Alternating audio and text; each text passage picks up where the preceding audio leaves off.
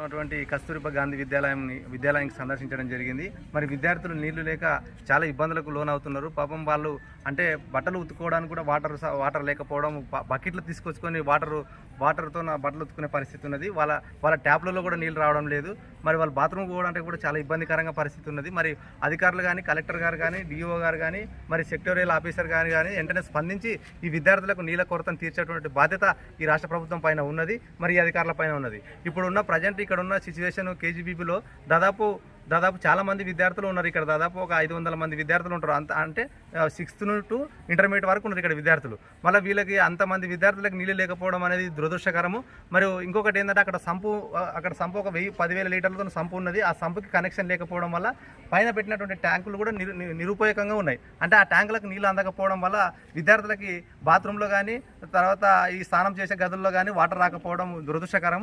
వెంటనే తక్షణమే కలెక్టర్ గారు స్పందించి మరి అక్కడ ఉన్న సంపుకి కనెక్షన్ ఇచ్చి మరి వాటి ట్యాప్ కనెక్షన్ ఇస్తే పిల్లలకి నీళ్ళు వచ్చే విధంగా ఉంటుంది. అదేవిధంగా మంచినీటి తాగడానికి మంచినీటి సదుపాయం కూడా కల్పించాలి.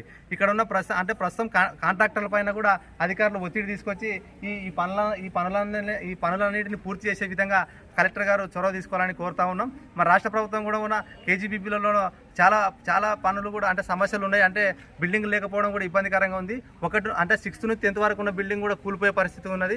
కాబట్టి రాష్ట్ర ప్రభుత్వం తక్షణమే రాష్ట్రంలో ఉన్నటువంటి కేజీబీబీల పైన శ్రద్ధ తీసుకొని, అంటే మహిళలు చదువుకుంటున్నారు, మహిళా సమాజం ఎదగాలంటే ఖచ్చితంగా వాళ్ళకి మంచి ఆహారం, మంచి వాతావరణం, మంచి బట్టలు కానీ, మంచి నీటి సదుపాయాన్ని కల్పించి వసతులు కల్పిస్తే వాళ్ళు భవిష్యత్తులో సమాజానికి మేలు చేస్తారు, మరియు మహిళల్ని అభివృద్ధి చేసినట్టు అవుతుంది. కాబట్టి తక్షణమే ఈ రాష్ట్ర ప్రభుత్వం, ఇప్పుడున్న కాంగ్రెస్ ప్రభుత్వం తక్షణమే చర్యలు తీసుకొని మరి ఈ కేజీబీబీని ఖచ్చితంగా చక్కదిద్దాల్సినటువంటి అవసరం ఉన్నది.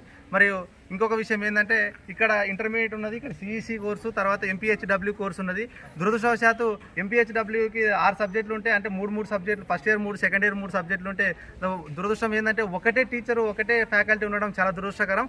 ఖచ్చితంగా ఈ రాష్ట్ర ప్రభుత్వం కానీ, ఇక్కడ ఉన్న జిల్లా యంత్రాంగం కానీ, ఇక్కడ జిల్లాలో ఉన్నటువంటి ప్రజాప్రతినిధులు కానీ దీనిపైన చొరవ తీసుకొని, అంటే ప్రతి సబ్జెక్టుకి ఒక టీచర్ ఉండాలి కంపల్సరీ.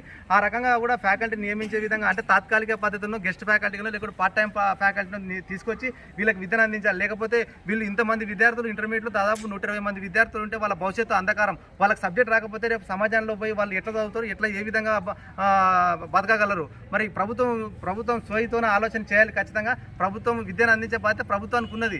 మరి ఆ రకంగా కాకుండా ఇంకోటి సిఈసి గ్రూప్లో కూడా దాదాపు సివిక్స్, ఎకనామిక్స్, కామర్స్ ఉంటే ఒక ఇద్దరే మేడమ్స్ ఉండడం వల్ల కూడా ఇంకా వాళ్ళకి సివిక్స్ చెప్పకపోవడం, వాళ్ళకి సబ్జెక్టు అందకపోవడం వల్ల కూడా వాళ్ళ విద్యార్థులు నేర్చుకోలేకపోతున్నారు. కాబట్టి ఈ రకంగా ఈ ప్రభుత్వం ఇప్పుడున్న రకంగా ఈ రకంగా విద్యాలయాల్లో విద్యను నిర్వీర్యం చేసింది, విద్యార్థులకు వసతులను నిర్వీర్యం చేసింది.